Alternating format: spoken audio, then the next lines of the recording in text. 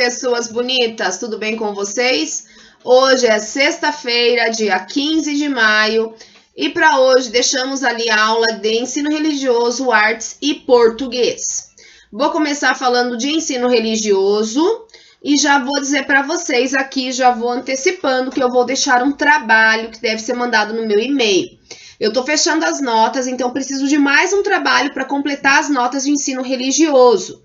Então, vou completar essa nota de ensino religioso com esse trabalho que vocês vão me mandar, tá? O trabalho é na página 41, tem ali momento de interioridade no livro de vocês. Sabe que o livro da prof é livro diferente, né? Tem mais coisa escrita. Então, o de vocês é esse daqui. E ele vai pedir para você criar um super-herói. E você tem que escrever para mim sobre esse super-herói. O nome dele é Super Coragem. Tá? Eu quero que você faça um desenho desse herói Super Coragem, tá? E quero que você escreva as características dele. Quero que você me escreva um pouquinho sobre ele. Umas 10, 12 linhas tá ótimo. Não quero um texto tamanho do dia inteiro. Vou ter que ler todos os 26, então não manda para mim lá 30 linhas, que é muito. 10 linhas, 12 linhas tá bom, tá? Você vai me falar um pouquinho sobre quem é o Super Coragem. E sobre as características dele, como ele é, como ele se comporta, o que ele faz, né? Então, conta pra mim sobre esse super-herói. Você vai fazer uma folha de papel sulfite. Ah, prof. Mel, mas é ruim escrever, não tem linha, né? Então, você faz o desenho na metade do sulfite. Na outra metade, você pode cortar uma folhinha de caderno, colar ali e escrever seu texto, tá bom? Ou, se você preferir, você pega metade de uma folha de sulfite, faz o desenho, cola no caderno de ensino religioso, acho que fica melhor assim. Cola ali o seu desenho na folhinha de sulfite, pinta o fundo, que nem um quadro, não pode ter nada branco, eu vou dar nota nisso, tá? E faz o textinho no caderninho de ensino religioso ali, de 10 linhas, tá bom? Então, esse trabalho para você me entregar na próxima sexta-feira, tá? Que daí eu vou lançar essa nota aqui na minha bate-lista, a prof criou aqui umas tabelas no caderno, não tá aqui meu caderno para mostrar para vocês, e eu vou colocando a notinha de cada coisa que vocês estão me mandando. Então, esse trabalhinho fica para a próxima sexta-feira, tá bom? Faça aí. Então, para hoje a gente ficou de resolver a página, deixa eu conferir, 40 até a 43, tá bom? Na página 40, ele começa falando em crescer com valores e vai contar para nós a história da Rosa Parks, vai dar ali um resuminho. A Rosa Parks, ela é norte-americana ou estadunidense, como preferir, a gente usa mais norte-americana, tá? Nasceu nos Estados Unidos em 1913 e morreu em 2005. Então, vamos saber um pouquinho a história dela. É preciso ter coragem para enfrentar situações de injustiça. A história da humanidade traz alguns exemplos de pessoas... E tem gente gritando lá fora na rua, gente. Não liga não, tá? Tem uma criança gritando. Traz alguns exemplos de pessoas que transformaram o seu entorno. Quer dizer, em volta de você, sua comunidade, o lugar que você vive, né? Rosa Parks é um deles.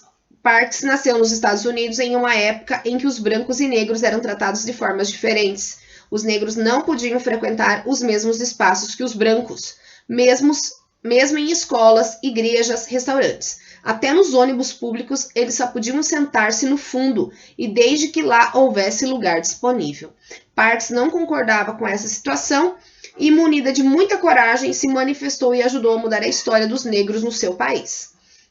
Com o auxílio do professor, pesquise a história de Rosa Parks e responda: qual foi o ato de coragem que ela praticou? Ela enfrentou essas leis, galera, que a gente chama de segregação, quer dizer de divisão, tá? Essas leis que dividiam negros e brancos, né? E ela se recusou a dar lugar para um branco sentar. Olha só, ela pegou o ônibus, sentou num lugar, e quando um branco entrava no ônibus, o negro tinha que se levantar e dar o lugar para ele sentar. Chegou um homem branco e ela se recusou. Não vou dar o meu lugar. Ela criou ali uma briga, ela enfrentou essas leis que tratavam de maneira desigual pessoas de peles diferentes, tá? Então, nos Estados Unidos, ela é bem famosa, é bem conhecida como uma ativista que lutou pelo direito dos negros, né? Para que se fosse respeitado. Em que resultou o ato de coragem dela? Galera, o que acontece com a Parks quando ela se recusa a levantar e dar o lugar é que ela vai presa, ok? Ela foi presa e muita gente ficou indignado com aquilo, né?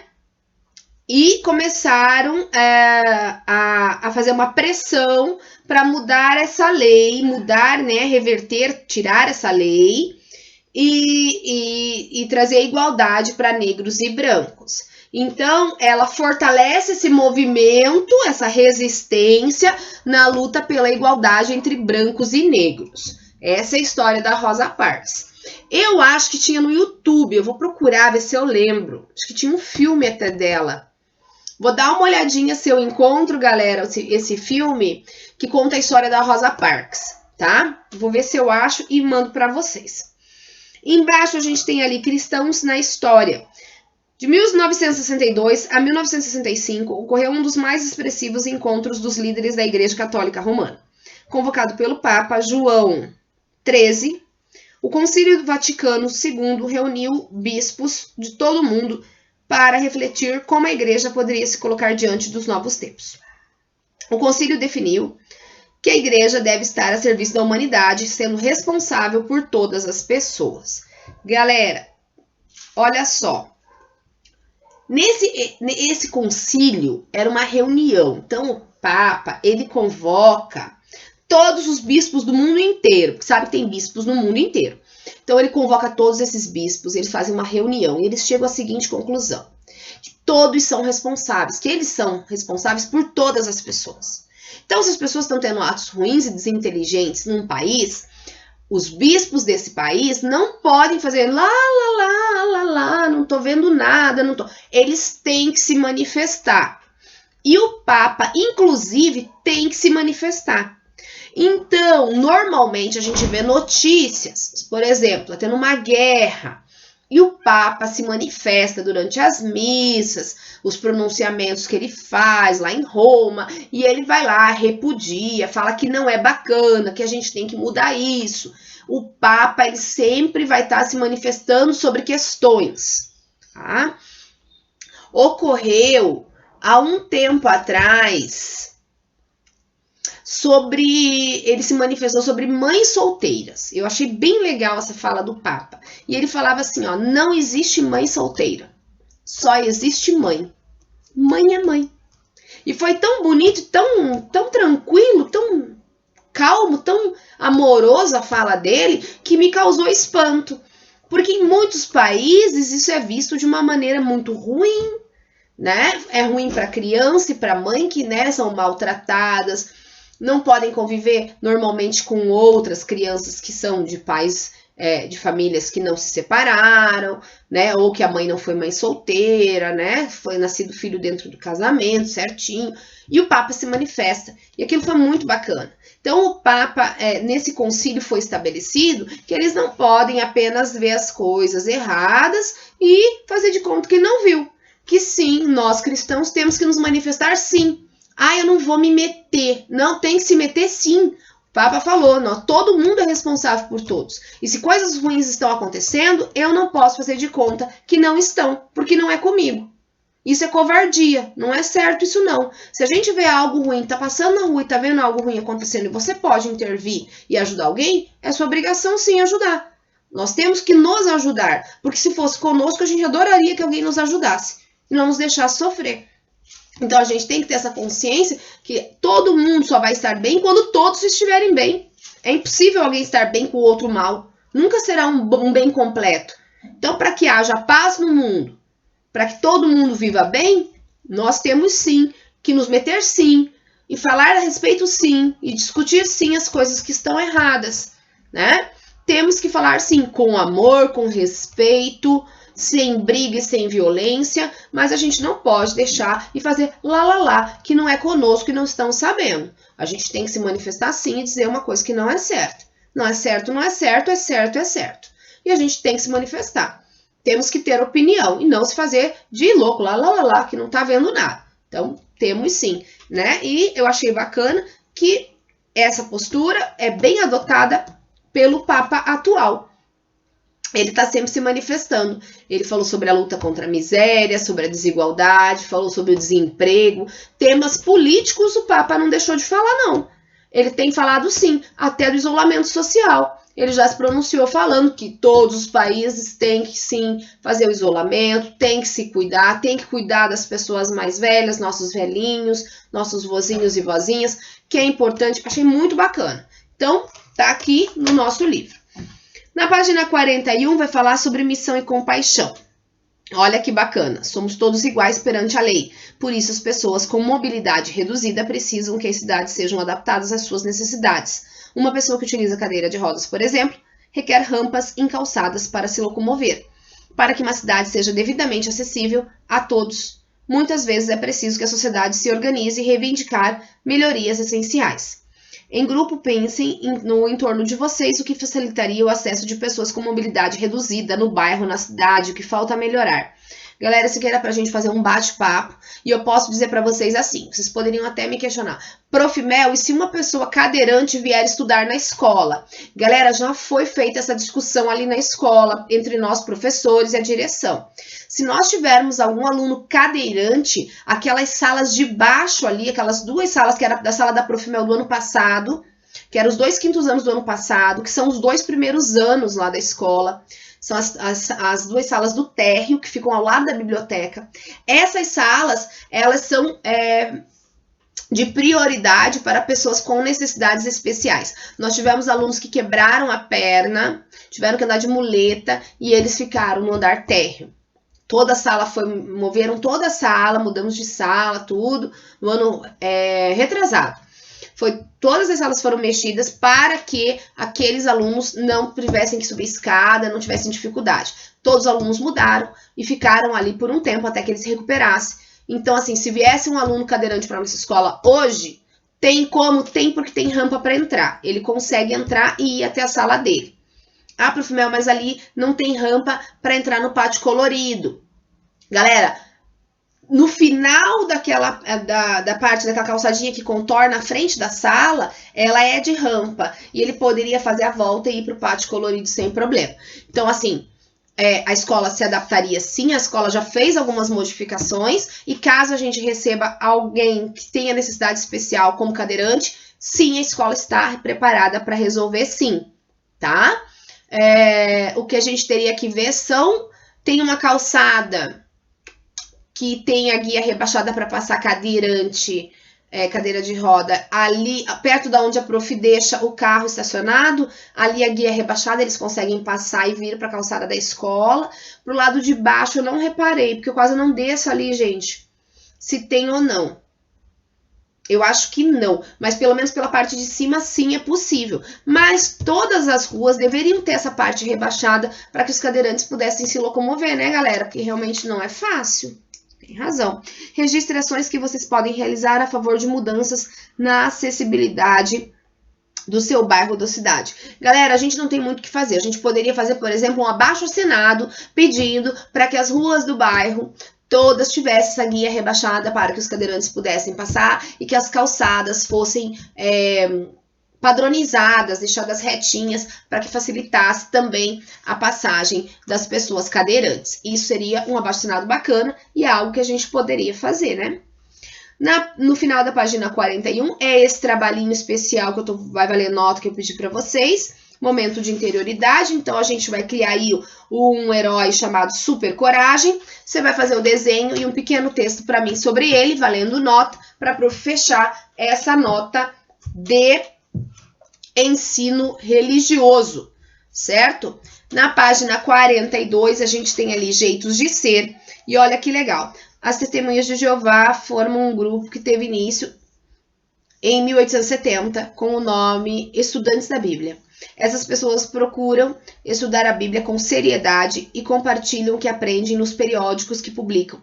A revista Sentinela, sobre estudos bíblicos domiciliares, e a revista Despertai, sobre temas gerais contemporâneos à luz da doutrina religiosa.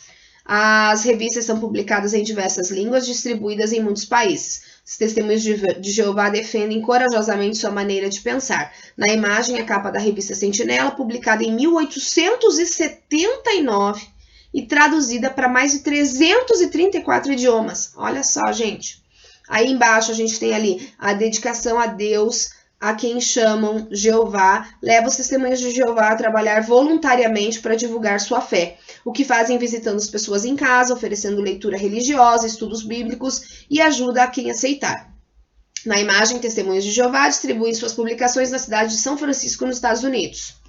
Tem ali para você colar um adesivo, você vai pegar lá na página 121 para você colar ali. De acordo com seus princípios, as testemunhas de Jeová não podem jurar obediência a nenhum líder político. Por se recusarem a participar do serviço militar e de guerras, elas sofrem perseguição em alguns períodos da história. Na imagem, Salão do Reino, como é conhecido o local de reunião das testemunhas de Jeová. A igreja deles se chama Salão do Reino, tá? Eles não podem jurar bandeira, eles não podem fazer serviço militar. E eu sei porque na minha família tem pessoas que são, então assim, é um pouco diferente, gente. É bacana, eles têm a fé deles, eles vão nas casas, não cobram nada, fazem leituras e orações ali com as pessoas, é muito bacana. Uma coisa que me chama a atenção apenas é eles não comemoram aniversários. Essa parte era uma parte que eu ficava um pouco chateada, né? Como eu tenho parentes que são, eles nunca iam nos meus aniversários, eles não comemoram. Mas a fé deles é uma fé muito bacana, eles se expressam de uma maneira muito bonita, muito solidária. Então, acho bem legal. Qual é a estratégia das testemunhas de Jeová para divulgar sua fé? Eles vão nas casas das pessoas e distribuem materiais religiosos gratuitamente, tá? Algumas pessoas, eles fazem assinatura dessas revistinhas, pagam por mês, que é o caso dos membros e tal, mas também sempre eles têm a mais esse material para doar para pessoas que tenham interesse. Bem legal. Sabe? Tem algumas coisas bem interessantes nessa revista Despertai. Sempre tem matérias científicas também contando alguma novidade, alguma coisa. É uma revista interessante, se vocês tiverem contato, legal de ver. Eu já vi as duas, já li as duas. Tem coisas interessantes, principalmente na revista Despertai. A revista Sentinela vai falar mais da fé. A revista Despertai vai comentar coisas, acontecimentos também que estão acontecendo, tá? Eu lembro que eu tinha uma revista interessante que falava alguma coisa sobre genes, quando eu estava estudando sobre genética, e eu lembro que eu achei algumas informações lá, era bem legal. Então, se você tiver contato, pega sim, leia sim, tá? Se alguém te oferecer, algum testemunho de Jeová te oferecer, pegue para você dar uma olhadinha. Fala assim, eu queria ver Despertai. Que a Prof. Mel falou que tem coisas interessantes. Eles vão te dar, não vão cobrar. Na página 43, que é a última prevista para hoje, vamos ver ali então, vamos conhecer a história que mostra a coragem de pessoas em defesa da sua fé. Corajosos na defesa da fé. Há momentos em que as situações colocam à prova a fé das pessoas que, de alguma maneira, pensam diferente da maioria.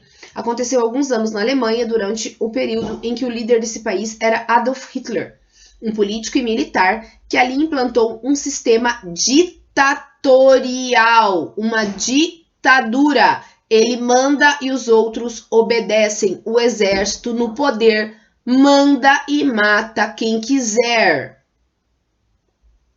Tá?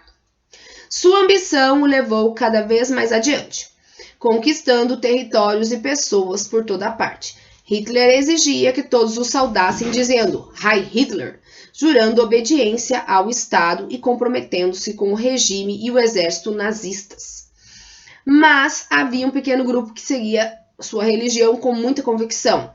Eram as testemunhas de Jeová. Esse grupo entendia que só deveria prestar obediência a Deus, Jeová.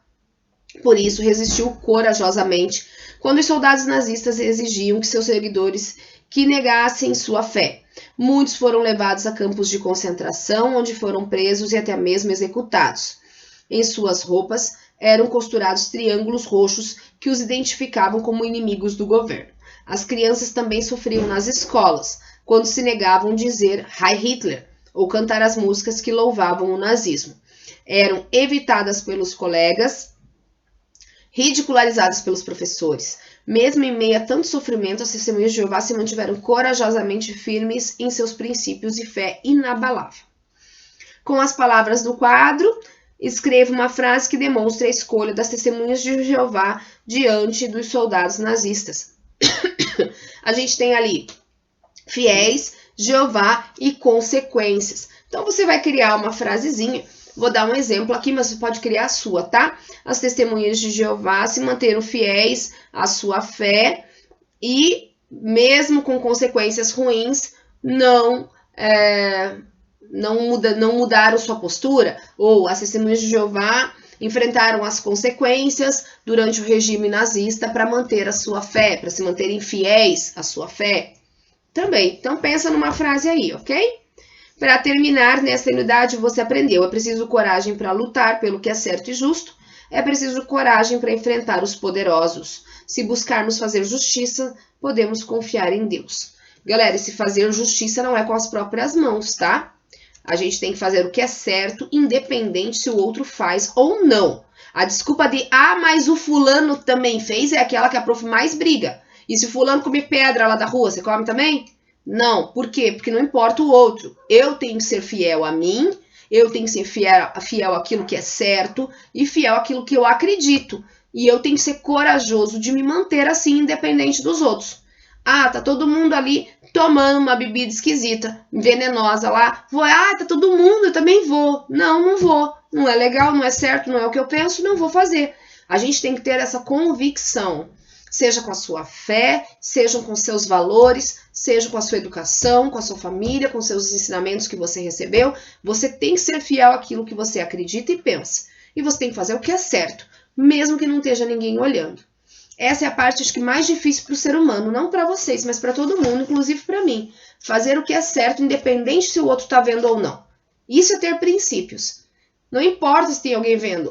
Eu achei uma carteira na rua com dinheiro. Não tem ninguém nessa rua que, nossa, está deserta, ninguém vai ver. Não importa, eu estou vendo. Deus está vendo, eu estou vendo. Como que eu vou me olhar no espelho sabendo que eu fiz algo errado e não devolvi? Como que Deus vai estar vendo para mim? Que bonito, dona Melissa. A senhora esperou não ter ninguém e fazer uma coisa errada? Não, eu tenho que fazer o que é certo porque é certo, mesmo que ninguém esteja vendo, tá? Então, isso é ter coragem. Esse capítulo aqui do livro de hoje, né? A gente estava falando nessa unidade sobre coragem. Ter coragem é fazer o que é certo, mesmo que ninguém esteja vendo. Como as provas da plataforma plural. Eu não estou vendo. Infelizmente, não estamos na sala com a minha câmera lá, filmando se alguém está de olho comprido na prova do amigo. Ou se alguém está tentando ajudar ou ser ajudado. Não estou. Porém, você está vendo. Seu pai e sua mãe estão vendo. E Deus está vendo se você está fazendo o que é certo. Porque se a prova é individual, ela é sua. Não é do seu pai, não dou aula para seu pai. Não é da sua mãe, porque eu não dou aula para sua mãe. Eu dou aula para você. E o certo é você fazer a sua prova. Então, eu posso não estar vendo. Mas não esqueça que você tem que fazer o que é certo porque é certo. Mesmo que ninguém esteja olhando. Ser corrupto é querer dar um jeitinho a mais. Todo corrupto tem um a mais. E todo corrupto acha que é exceção. Não tem exceção, gente. É para todos. Ser corajoso também é enfrentar uma nota ruim porque não estudou o suficiente. Ser corajoso e ser honesto. Essas qualidades são valores, são importantes que faltam hoje na sociedade. A gente ser honesto, ser justo, ser correto, mesmo que ninguém esteja olhando. Então, lembre-se dessa minha fala na próxima avaliação. Mesmo sem ninguém vendo. É sua obrigação fazer o que é certo, mesmo que a Prof. Mel não esteja ali, com o olho de águia, vendo se você está ou não de olho comprido na prova de alguém, e se alguém está ali falando a resposta para você. Lembre-se, a prova é sua, ok? Você faz porque é o correto. E se alguém vier dar um pitaco, mãe, tem que fazer o que é certo, mesmo que ninguém esteja vendo. Porque isso é ser uma boa pessoa.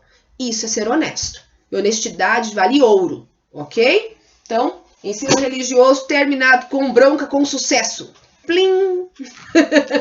Vamos para a aula de artes, pessoas bonitas. Na aula de artes, a prof comentou com vocês que não vai trabalhar com o livro. Agora, vamos dar um tempo do nosso livro.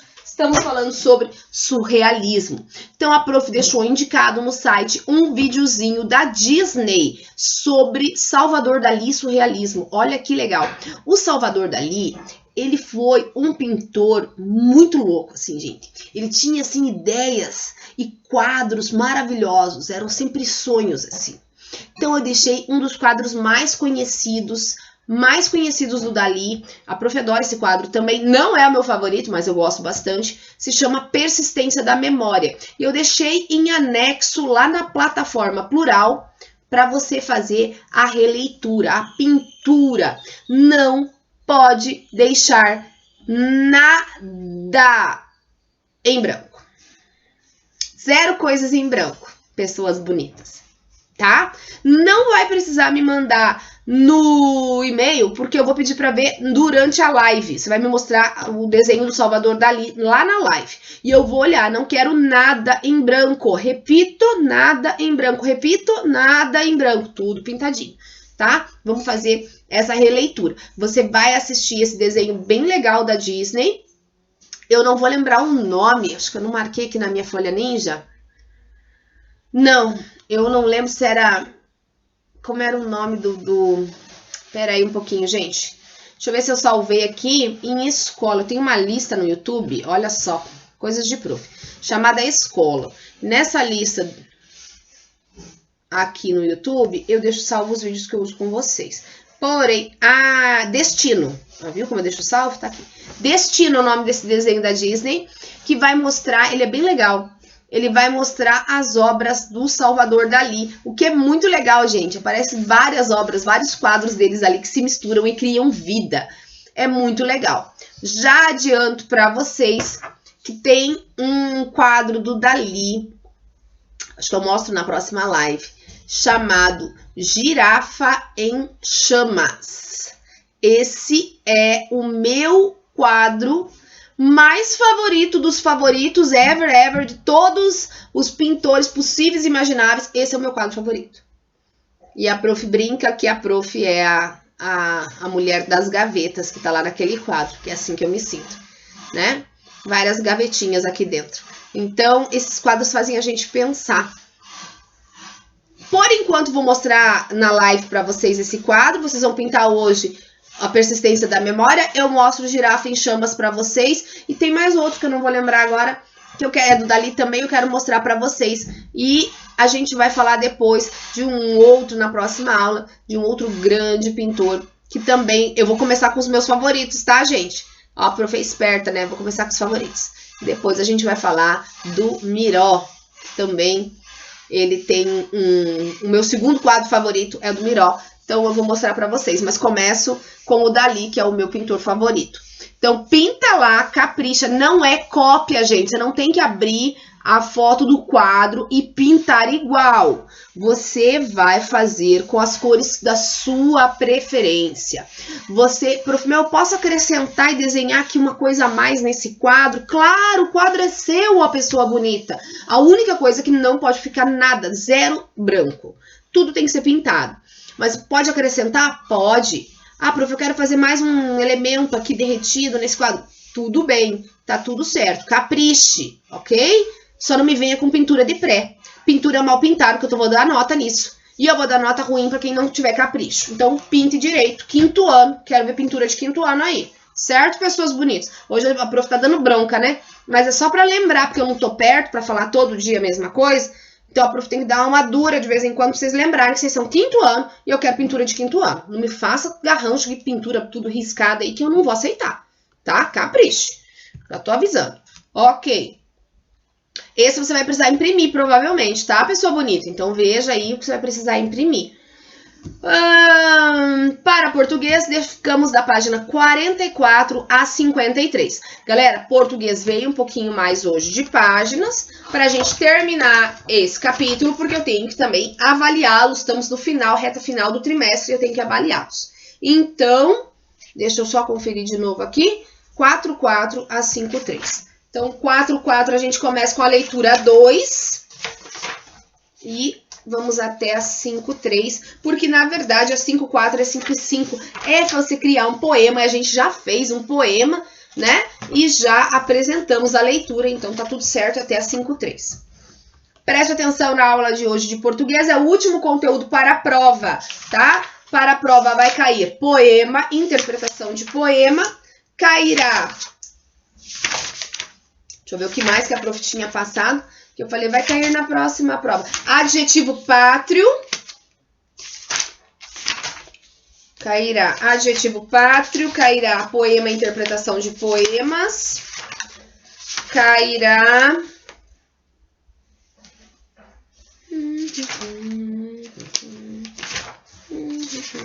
Ah, vai cair pra cá daí, cadê?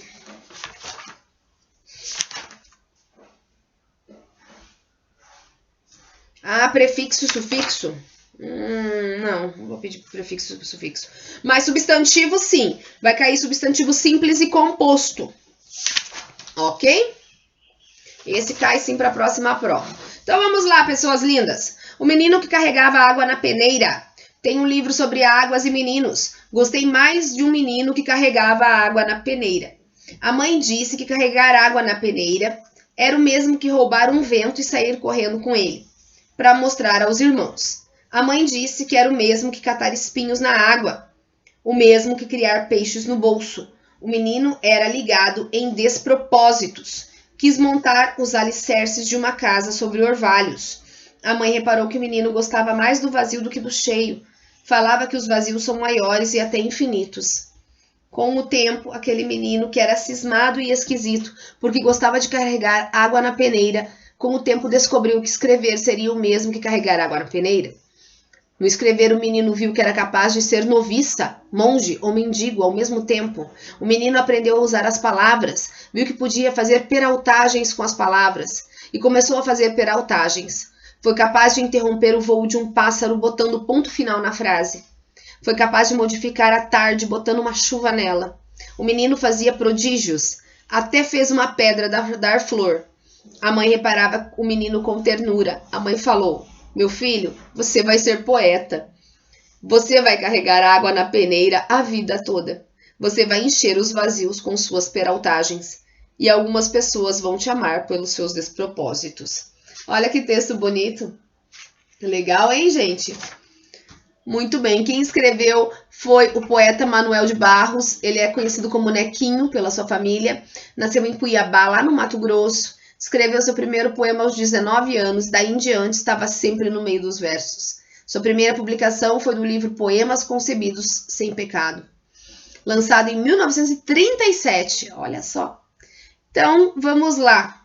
Aqui a mãe comparava o fato do menino carregar água na peneira. Galera, sublinha lá no poema. Ele vai dizer aqui, ó. Primeira, segunda, terceira, quarta,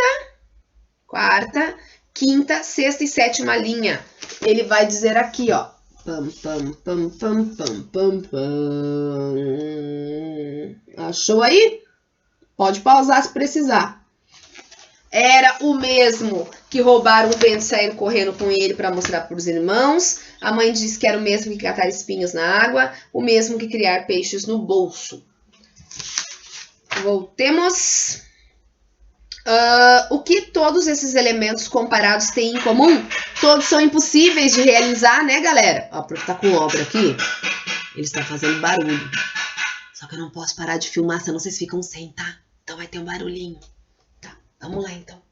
Então, todos são impossíveis de realizar. Como o menino é descrito nesse poema, ligado em despropósito, ele era cismado, ele era esquisito.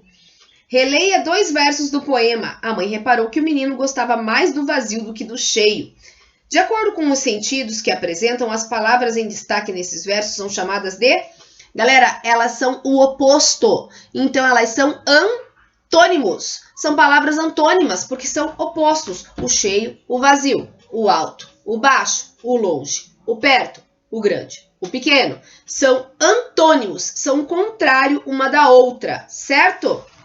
Como o menino explica sua preferência pelo vazio, ele falava que os vazios eram maiores e até infinitos. Olha que lindo, que poético isso. Os vazios são maiores e até infinitos. Ó, olha que lindo, vou até escrever a poesia colocando isso. Vazios são maiores e até infinitos. Adorei. Releia esses versos do poema. Com o tempo, descobriu que escrever seria o mesmo que carregar água na peneira. Por que, galera? Indica o transporte de água ou indica coisas impossíveis de acontecer na realidade? Claro que são coisas impossíveis de acontecer na realidade. Quando empregamos palavras e expressões com seu significado primitivo, exato, utilizamos a linguagem literal. Literalmente subiu. Ele vai subir, ok? Quando damos outros significados às palavras para criar imagens e sentidos diversos, utilizamos a linguagem figurada. Por exemplo, deixa eu achar aqui uma frase de linguagem figurada. Comeu o mundo. Ah, bem minha frase, né, gente? Comida, ó, comida comigo. Comeu o mundo. Gente, eu posso comer o mundo? Não tem como. Quando a gente fala, nossa, fui lá, comi o mundo hoje. Eu comi muito. É uma linguagem figurada. Não tem como pegar o mundo lá, comer. É uma linguagem figurada, certo, pessoas bonitas? Identifique no poema os versos que indicam 3 peraltagens que o menino fazia ao escrever e contorne. Pessoa bonita, você vai encontrar aqui na página 45 para você contornar. Vou te mostrar que o meu já vem contornadinho. Ok? Aqui, pode pausar o vídeo se precisar. Que foi capaz de interromper o voo de pássaro botando ponto final na frase. Foi capaz de modificar a tarde botando uma chuva nela. Até fez uma pedra dar flor. São as 3 peraltagens que ele fez com as palavras. Cadê onde eu estou? 6. Releia o verso a seguir. A mãe reparou que o menino gostava mais do vazio do que do cheio. A palavra destacada pode expressar diferentes sentidos, dependendo do contexto. Pinte o quadrinho que indica o sentido expresso no verso. A mãe reparou que é o menino. A mãe reparar, é perceber ou consertar? É perceber, né, gente? Ela percebeu que o menino... Muito bem. Na página 48, diz assim: o menino que carregava água na peneira é um poema narrativo, ou seja, um texto que conta a história em versos. Qual é o enredo do poema lido? Galera, o enredo é a história. Qual é a história desse poema? É a história de um menino esquisito, que gostava mais de vazios do que de cheios, e que começou a escrever, e ele descobriu que escrevendo, ele podia fazer coisas impossíveis. Só isso, né? Quem são os personagens do poema? O menino e a mãe, né, gente? É só quem aparece no poema, o menino e a mãe. Assinale a alternativa correta sobre quem conta a história do poema. A história é contada pelo menino, o qual explica como virou poeta, ou a história é contada por alguém que está de fora, mas que comenta o que está acontecendo? Pelo menino, né, gente? Olha como que eu sei que é pelo menino. Tenho um livro sobre águas e meninos. Gostei. Tenho, gostei. Olha o verbo flexionado aqui na primeira pessoa. Eu. Então, é o menino que está contando. Certo? Letra D. Copie os versos em que é possível perceber a passagem do tempo no poema. Olha só. Com o tempo, aquele menino que era cismado e esquisito. Com o tempo, descobriu que escrever seria o mesmo que carregar água na peneira.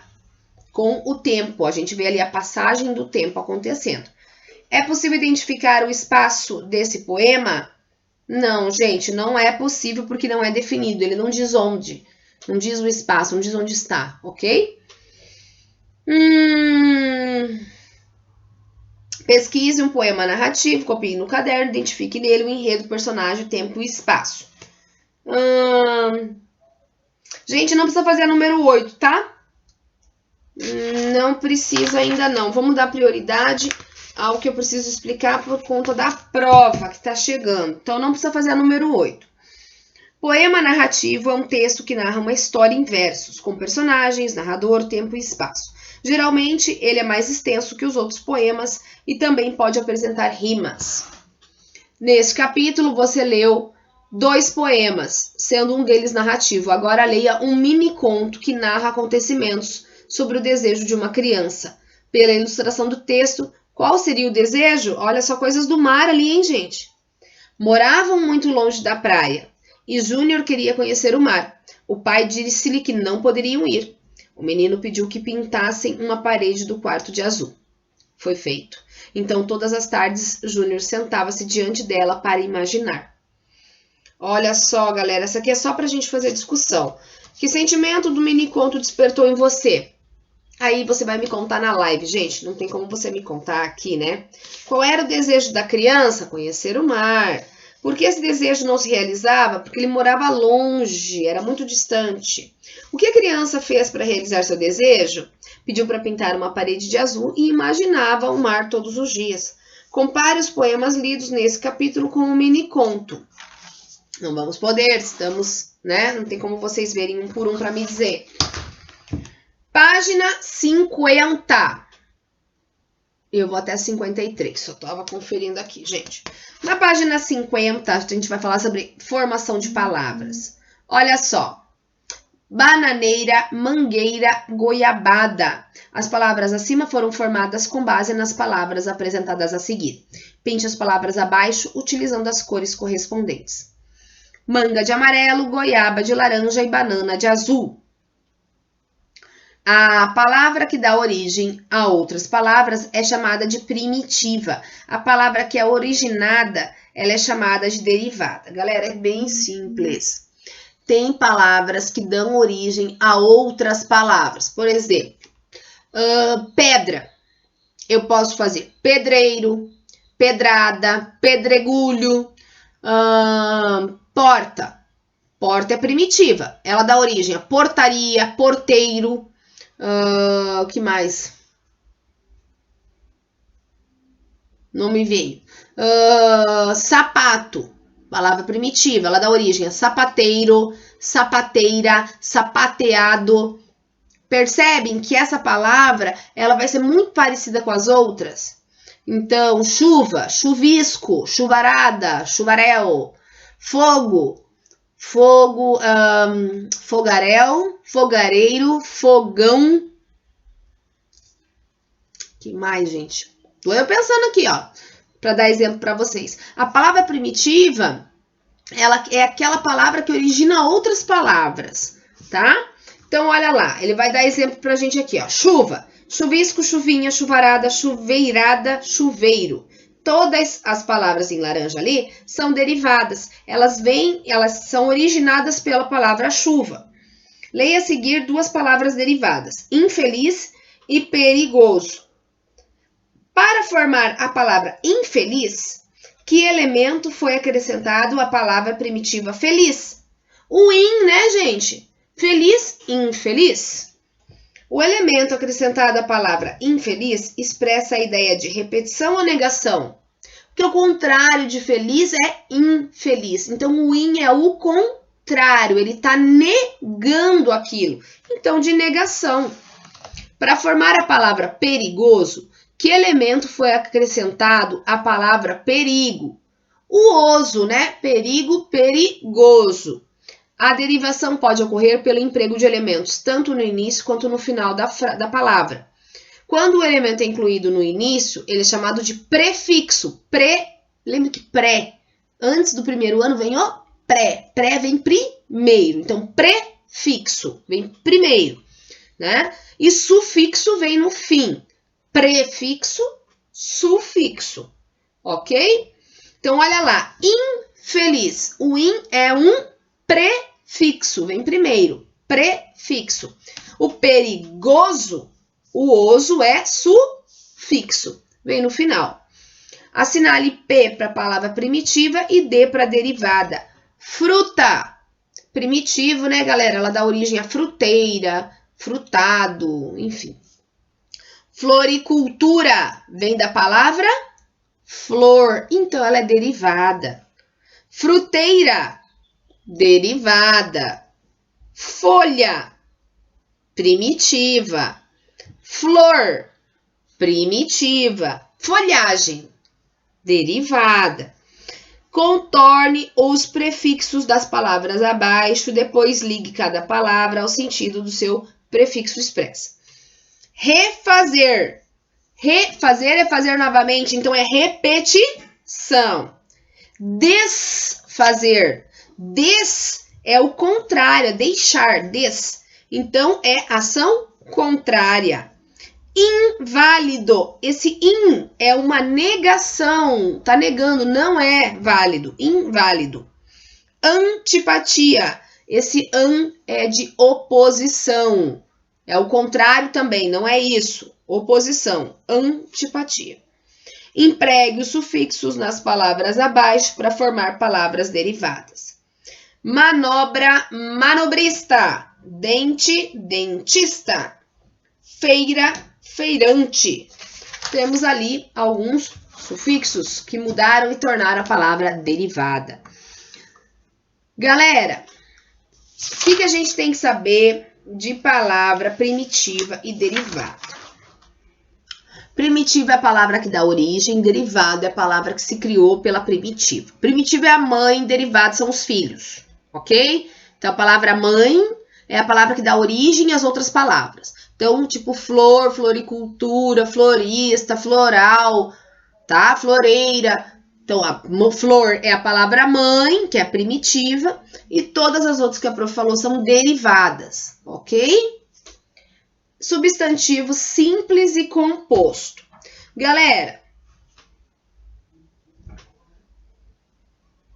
palavras... Como que eu vou explicar isso? Porque antigamente era mais fácil. Era para eu falar... Todas as palavras que têm hífen são substantivos, são substantivos compostos. Mas mudou a gramática. E agora algumas têm hífen e outras não têm hífen. Vamos seguir a explicação aqui do livro que eu já explico de novo. Olha lá, porco, porco espinho.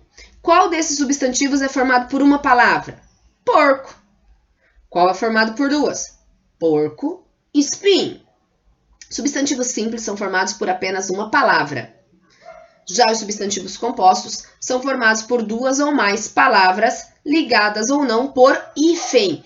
Hífen escreve com H e tem acento no I. Não é hífen, é hífen, ok? Muito bem. Veja como são classificados os substantivos porco e porco-espinho. Porco é um substantivo simples. Porco-espinho é um substantivo composto, porque é mais de uma palavra. Veja a seguir como alguns substantivos compostos são formados. Peixe, espada. Olha lá, substantivo mais substantivo. Peixe é um substantivo, espada é um substantivo. Peixe, espada. Onça pintada. Onça é um substantivo, pintada é um adjetivo. Juntou os dois com o hífen, virou um substantivo composto. Paraquedas. Para é do verbo parar. Quedas é o substantivo de queda, de cair. Então, paraquedas. Sem hífen, tá? Segunda-feira. Segunda é o numeral. Feira é o substantivo. Também fez um substantivo composto. Galera, vou traduzir. Quando uma palavra ela está se formando de duas palavras, ela é um substantivo composto. Por exemplo, guarda-chuva. Guarda-chuva. São duas palavras. A semi-reta que a prof explicou em matemática. Semi-reta. Ok? Ela é um substantivo composto. Ela é formada por duas palavras. Semi e reta. Ok? Tá aí já um exemplo matemático para nós. Vamos fazer a página 53, que é a última de hoje. Eu vou deixar na segunda-feira algumas atividades para vocês resolverem como uma pequena revisão, tá? E daí, durante a semana, a gente faz a última avaliação de português lá na plataforma Plural, tá bom? Mas eu vou deixar um exercício de revisão para vocês. Então, olha lá, página 53. Leia as frases analisando substantivos em destaque e assinale SS para substantivo simples e SC para substantivo composto. Vamos olhar, então, as palavras que estão em negrito aqui, tá? Estão grifadas, estão mais escurinhas. Ganhei um quebra-cabeças. É substantivo composto. Encontrei o jogo que você me deu. Substantivo simples. Aquele bate-papo com os jogadores foi muito legal. Substantivo composto. Jamil esqueceu seu estojo na escola. Substantivo simples. Você viu o arco-íris no céu? Substantivo composto. Preciso arrumar meu guarda-roupa hoje. Substantivo composto. Então, ficou SC, SS, SC, SS, SC, SC. Confere aí o seu. Põe o sinalzinho de certo. Caneta colorida. 2. Escreva o substantivo composto que nomeia o que está representado nas fotografias. Girassol, minha planta favorita. Girassol. É com 2 S, tá, pessoas? Não tem hífen em girassol. Guarda-chuva, tem hífen. Guarda-chuva, com CH. Não é com X, ó, pessoa. Ser lindo. Tá? Beija-flor. Também tem hífen. Beija-flor. Couve-flor. Também couve-flor tem hífen. Certo, pessoas bonitas e lindas? Encerramos por aqui. Na segunda eu vou deixar, então, algumas atividades de revisão. Deixa eu até anotar aqui para eu não esquecer que eu tenho que fazer para segunda-feira. Prof, tem que programar tudo antes, né? Eu vou deixar uma folhinha aqui dobrada para eu não esquecer. Para segunda, revisão, que a prof vai deixar para ajudar vocês. Revisão de matemática e português. Vou fazer uma bate-revisão para vocês já na segunda-feira. Certo, pessoas bonitas? Que daí a gente já encerra português e matemática esse trimestre também. Já encerramos esse capítulo 5. Como eu havia programado, com quarentena, com restrição social ou não, nós conseguimos e alcançamos nosso objetivo, que era chegar até o capítulo 5. Yes! Profaceira, conseguimos terminar até o capítulo 5 de português e matemática. Para nossa alegria, matemática eu termino já terminamos também ângulo, então também já vou fazer a revisão. E para nossa alegria, segunda teremos revisão de português e matemática e a prof faceira da vida, já feliz que já conseguiu. Ufa, ufa, ufa. Pessoas bonitas, então falamos sobre arts, o desenho para assistir e para você imprimir o arquivo de Word que eu deixei lá na plataforma Plural com a obra Persistência da Memória, do Salvador Dalí, que você tem que pintar e me mostrar na live. Não precisa mandar por e-mail. Ensino religioso, a prof deixou tarefa indicada e deixei um trabalhinho para vocês me entregarem na próxima sexta-feira. Ok. No caderno mesmo pode fazer, não tem problema.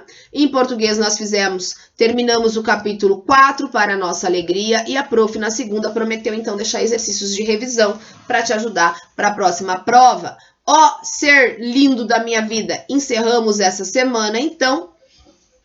Para nossa alegria, graças a Deus, espero que todos bem com saúde aí na casa de vocês, né? Estamos sozinhos aqui, mas estamos juntos, né? Vamos seguindo pela live lá também, galera, né? Segunda, quarta e sexta tem live às 9h30 na plataforma Plural com a Prof. Mel para tirar as dúvidas, além dos vídeos aqui, né? Pra gente dar aquele oi, a prof faz a chamada, dá uma olhada nas tarefas que vocês têm que me mostrar e a gente vai seguindo.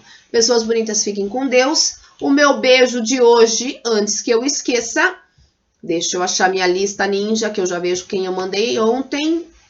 Eu mandei para Giovana Lu e Flávio ontem. Então, o meu beijo hoje vai para o Gui e para o Henrique, que estão sempre nas lives lá comigo também. Guilherme e Henrique estão participando. O Gui mais quietinho, o Henrique mais falante, mas estão lá comigo sempre. Então, beijo, amores da prof.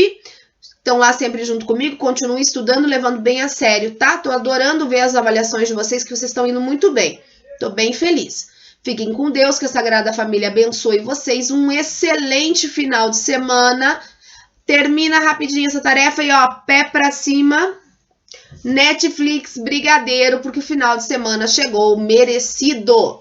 Tá bom, pessoas bonitas? Fiquem com Deus. Um beijo grande. Fui!